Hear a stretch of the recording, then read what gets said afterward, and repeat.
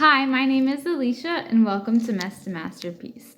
Today we are diving into the paperwork end of the medical world. I have a medical info sheet as well as a binder that has been super helpful for me in organizing all of my different supplies and paperwork because believe me, we get a ton of paperwork in the mail. So I'm glad you've joined us. So first today I'm going to be talking about the medical info sheet. And so what in the world is that and what's the purpose of it? So first off, a medical info sheet is it's a two-sided piece of paper or one-sided. It doesn't have to be, so it's not very big, it's not very extensive, although it gets the highlights of your medical history. So if you are somebody like me with a very complex background, this is perfect. So some of the key points that I've found, again, it's just through my experience that I found things that are important and not. Date of birth and social security number are very helpful, especially if you're going into a hospital and they don't know who you are. That's typically the two pieces of information that they ask for. So that's helpful to have on a sheet, as well as your medicines that you take every day. I know for me, I've been on different medicines here and there, so it's easy to forget, or it's mix up ones that I'm taking now or doses. And so if you have it all written down, it's super helpful. Also, a general medical summary is really helpful. And for example, you don't want to list out every single thing that you've ever had happen. And like for somebody like me, it's like I could do that, but it's not really that helpful. It's really important that you just include key events. So maybe you have had a seizure before. That would be something that a medical personnel would want to be looking for.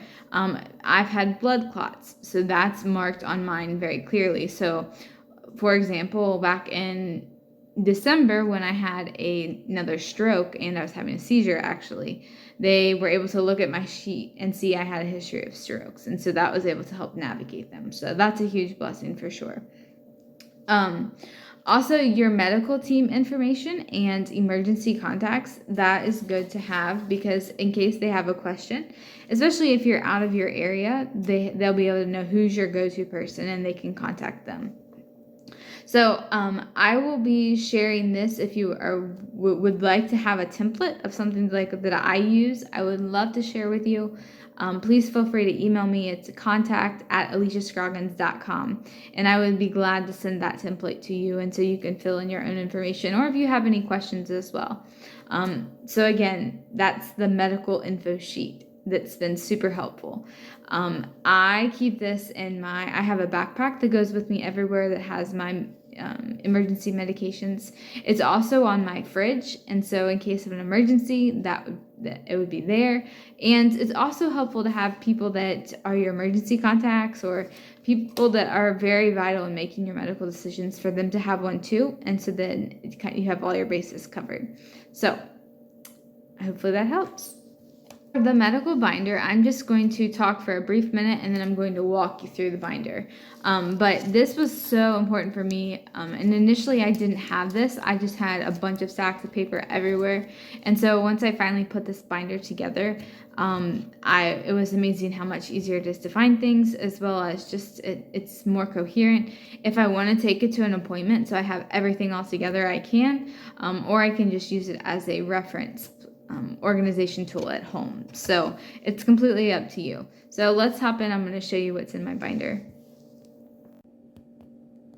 Okay, so this is just a regular size binder, but I definitely, especially if you have a more extensive history like I do, I would recommend a little bit bigger. This one's getting quite full. But so first I have the first pocket, and that's typically where I keep any kind of up-to-date like where I just went to an appointment or anything that's happening recently. That's where that goes. Then I have this binder. It says medical documentation for me. The first tab, it has a summary that I've typed out of just basically of my journey, play-by-play from the day I was born until current. So that's, you can see it's kind of extensive, but that gives a doctor a really good idea of what's happened if they would like that. So the next tab has my insurance information. I like to keep an up-to-date letter showing that I have my insurance and that it's been renewed in case there's any problems with that, as well as caseworkers. That's really helpful. The second, I've had different waivers, and so this next part in my insurance tab has the letters and all of the paperwork for that approval as well. Again, you don't have to keep it, but that's something that it's really good to have on hand. I had to just pull it out just the other day. My next tab is my disability information. So that when all that was processing, and it was super helpful to have it all in one place. So that's the next tab. Again, if you don't have these things, you can create other tabs, but I just based it around what I needed. My next tab is for vision, and it has my most up-to-date prescription. The next tab is all the medical records that I could print and that are key in my world. If a doctor needs to know, it has recommendations from other doctors, as well as tests that have been run and test results, blood work, labs. I went through and organized it so it's not each little tab doesn't have just one document in it. Most of them have if the whole visit, if I was there for several days, and I went through all my medical records. So I would suggest definitely getting a hold of those. That's a must. So that gives just some ideas, important things that have happened. Again, lab results. So that can be really, really helpful. The next tab is information that I've learned from counseling. Mental health, I've talked about, is key. And so this allows me to just keep track of what I'm learning and the different phases of my growing process, for sure. And other tools and homework that I've done for counseling.